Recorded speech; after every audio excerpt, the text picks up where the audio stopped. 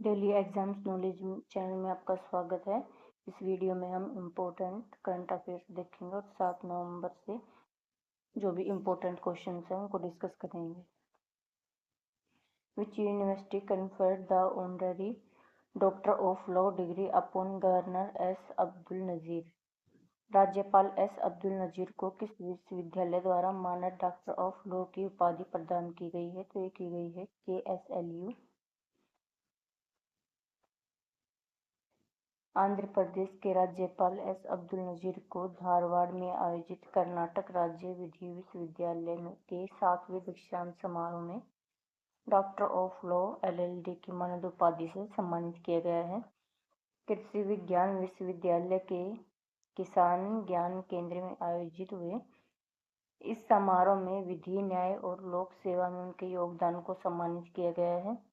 उन्हें यह सम्मान कर्नाटक के राज्यपाल थावरचंद गहलोत ने उपाधि उन्हें दी है। In which country did the 300-year-old Kartik dance festival conclude? किस देश का 300 वर्ष पुराना कार्तिक नाच महोत्सव संपन्न हुआ? तो ये संपन्न हुआ नेपाल का।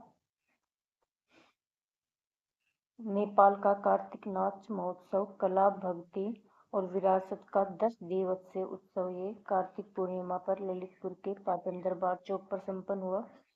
17वीं शताब्दी में राजा सिद्धनार सिंह मल के शासनकाल में ये शुरू हुआ, जिसे कट्टी प्याखा भी कहा जाता है। ये एक भक्तिमय प्रस्तुति के रूप में शुरू हुआ था और आज एक प्रमुख सांस्कृतिक परंपरा के रूप में विकसित हुआ है। When did the Indian government formally release the India AI Governance Guidelines? Bharat सरकार ने औपचारिक रूप से इंडिया AI गवर्नेंस गाइडलाइन कब जारी की? तो ये जारी की 5 नवंबर को। भारत सरकार ने कृत्रिम बुद्धिमत्ता शासनकाल के लिए एक सिद्धांत आधारित सरल संरचना स्थापित करने के लिए भारत AI शासन दिशा निर्देश जारी किए हैं। ये दिशा निर्देश 7 मार्गदर्शक सूत्रों विश्वास, जनप्रथम दृष्टिकोण, संयम पर नवाचार, निष्पक्षता, समानता, उत्तरदायित्व, समझदारी और सुरक्षा एवं स्थिरता को रेखांकित करते हैं। What is India's global ranking in the Clean Industrial Project Pipeline? स्वच्छ औद्योगिक परियोजना पाइपलाइन में भारत विश्व स्तर पर कौन से स्थान पर है? तो ये है 3रे स्थान पर। चीन और संयुक्त राज्य अमेरिका के बाद भारत स्वच्छ औद्योगिक परियोजना के मामले में विश्व का 3रा सबसे बड़ा देश है। देश में 65 व्यावसायिक स्तर की कम उत्सर्जन वाली परियोजनाएं प्रस्तावित है, लेकिन केवल 6 ही अंतिम निवेश निर्णय चरण तक पहुंच पाई है। इनका उद्देश्य है रसायन, इस्पात, सीमेंट और विमानन जैसे उच्च उत्सर्जन वाले क्षेत्रों को कार्बन मुक्त बनाना। Who inaugurated the nest cluster eight IIT Guwahati? IIT Guwahati में नेस्ट क्लस्टर का उद्घाटन किसने किया? तो ये किया है ज्योतिरादित्य सिंधिया ने। केंद्रीय संचार और पूर्वोत्तर क्षेत्र विकास मंत्री ने IIT गुवाहाटी में नेस्ट क्लस्टर का उद्घाटन किया है। इसका उद्देश्य है स्थानीय ज्ञान को वैश्विक समाधानों में बदलना, क्षेत्रीय वैज्ञानिक प्रगति के लिए एक प्रमुख केंद्र के रूप में कार्य करना। ये 4 क्षेत्रों पर केंद्रित होगा: मूलभूत स्तर पर नवाचार, अर्धचालक और कृत्रिम बुद्धिमत्ता, बांस आधारित प्रौद्योगिकियां और जैव निम्नीकरणीय plastic. Which border crossing respond after deadly clashes between Afghanistan and Pakistan? Afghanistan Pakistan के बीच घातक झड़पों के बाद कौन सी सीमा फिर से खुली है? तो ये खुली है तोखरम सीमा। अफगानिस्तान और पाकिस्तान के बीच तोखरम सीमा पर घातक झड़पों के कारण ये कई सप्ताह तक बंद रहने के बाद फिर से खुल गई है। ये एक प्रमुख व्यापार और परिवहन मार्ग है जो अंतर्राष्ट्रीय सीमा पर ग्रैंड ट्रंक रोड पर स्थित है। ये सीमा पार अफगानिस्तान के नंगरहार प्रांत को पाकिस्तान के खैबर पख्तूनख्वा प्रांत से जोड़ती है। How many years of its establishment did coal India limited celebrate? Coal India limited ने स्थापना के कितने वर्ष पूरे होने का जश्न मनाया है? तो ये 50 वर्ष पूरे होने का।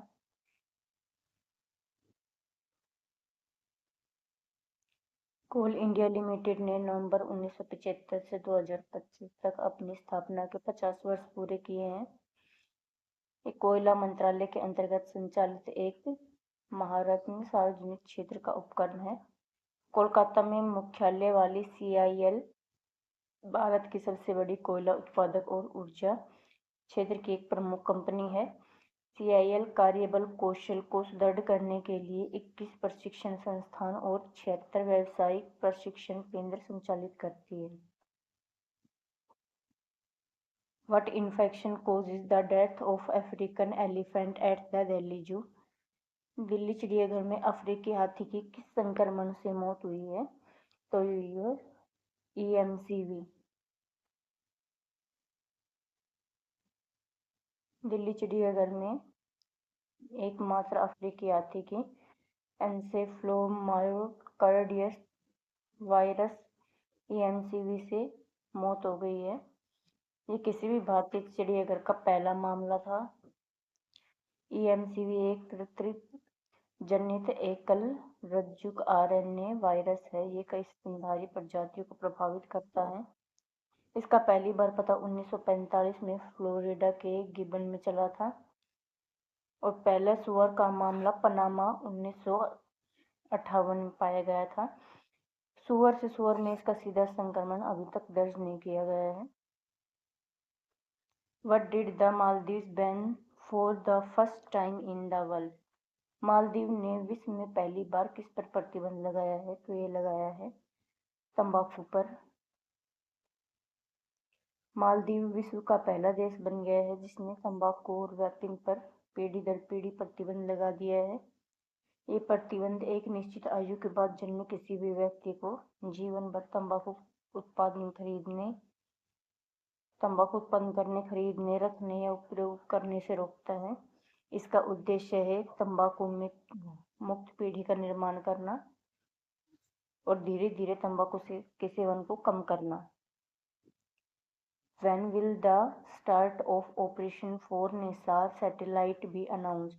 निसार उपग्रह के परिचालन शुरू करने की घोषणा कब की गई? तो ये की गई 7 नवंबर को।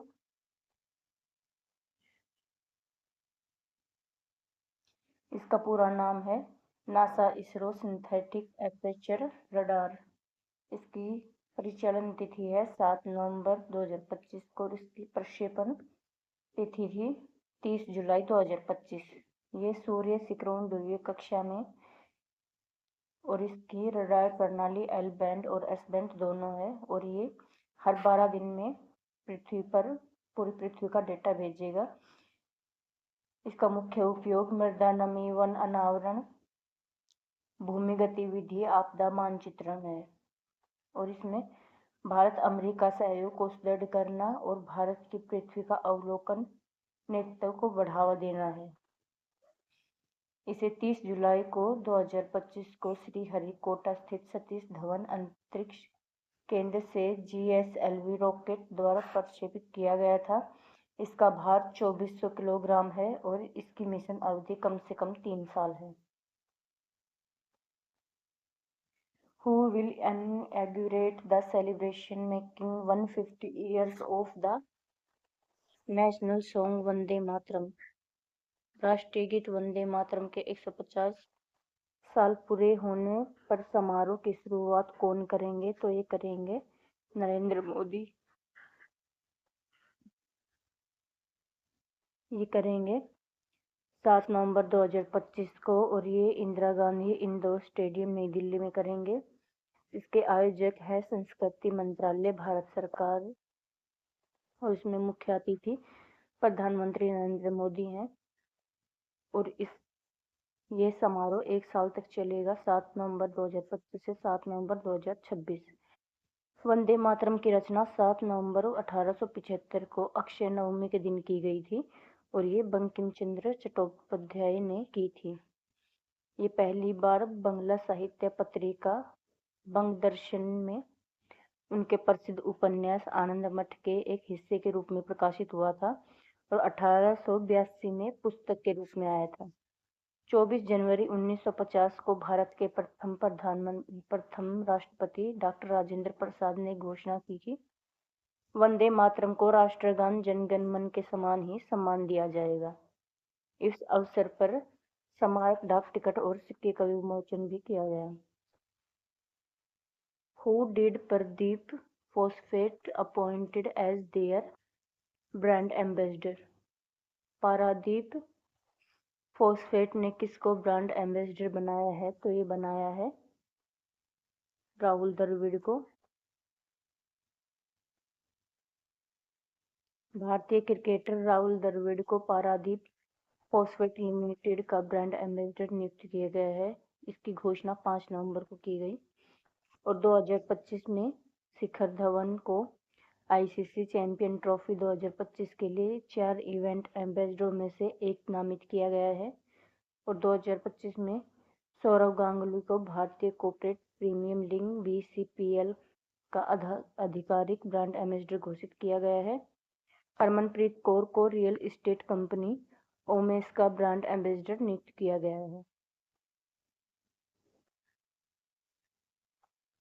और 2025 में टॉप ब्रांड एम्बेसडर्स हैं।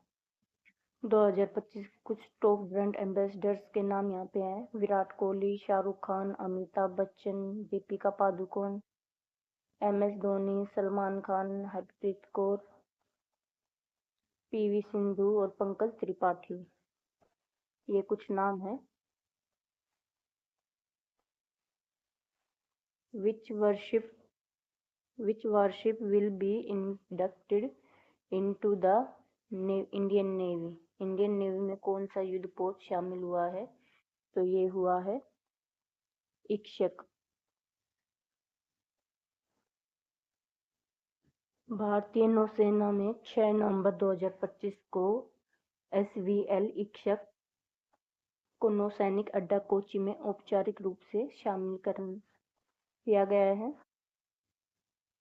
ये सर्वे वेसल वर्ग का तीसरा पोत है और दक्षिण नौसैनिक कमान में आधारित होने वाला पहला सर्वे पोत होगा। इक्षक का निर्माण garden rich ship builders and engineers Kolkata द्वारा किया गया है। इसमें 80% से अधिक स्वदेशी उपकरण और प्रणालियां प्रयुक्त की गई हैं। इक्षक शब्द संस्कृत से लिया गया है जिसका अर्थ है मार्गदर्शक और गाइड। ये एक बहुउद्देशीय हाइड्रोग्राफिक पोत के रूप में इक्षक के कई अत्याधुनिक तकनीकें इसमें शामिल है, जिसमें है मल्टी बीम इको साउंड, स्वायत्त जलमग्न वाहन, रिमोटली ऑपरेटेड वाहन, 4 सर्वे मोटर बोट्स और हेलीकॉप्टर डेक। ये पोत विस्तृत तटीय और गहरे समुद्र सर्वेक्षण करेगा, बंदरगाह विकास और नौवहन सुरक्षा में सहयोग देगा, समुद्री सुरक्षा ढांचा सुदृढ़ करेगा और आपदा राहत और पर्यावरण निगरानी में योगदान देगा। When will National Cancer Awareness Day be celebrated? राष्ट्रीय कैंसर जागरूकता दिवस कब मनाया गया? तो ये मनाया गया है 7 नवंबर को। भारत में हर वर्ष 7 नवंबर को कैंसर जागरूकता दिवस मनाया जाता है। राष्ट्रीय कैंसर जागरूकता दिवस पहली बार वर्ष 2014 में मनाया गया था, जिसकी घोषणा तत्कालिक केंद्रीय स्वास्थ्य मंत्री डॉक्टर हर्षवर्धन ने की थी। 7 नवंबर को भारत में शिशु संरक्षण दिवस भी मनाया जाता है और 7 नवंबर को महाराष्ट्र में विद्यार्थी दिवस के रूप में भी इसे मनाया जाता है। और 1 नवंबर से 7 नवंबर तक इम्पोर्टेंट डे है। 1 नवंबर को विश्व शाकाहारी दिवस,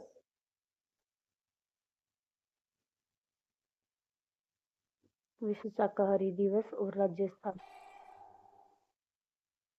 2 नवंबर को ऑल सोल डे, 3 नवंबर को राष्ट्रीय गृहिणी दिवस, 5 नवंबर को विश्व सुनामी जागरूकता दिवस और विश्व रेडियोग्राफी दिवस, 6 नवंबर को अंतर्राष्ट्रीय युद्ध और सशस्त्र संघर्ष में पर्यावरण के शोषण को रोकने का दिन है और राष्ट्रीय सैक्सोफोन दिवस है। 7 नवंबर को शिशु संरक्षण दिवस और राष्ट्रीय कैंसर जागरूकता दिवस।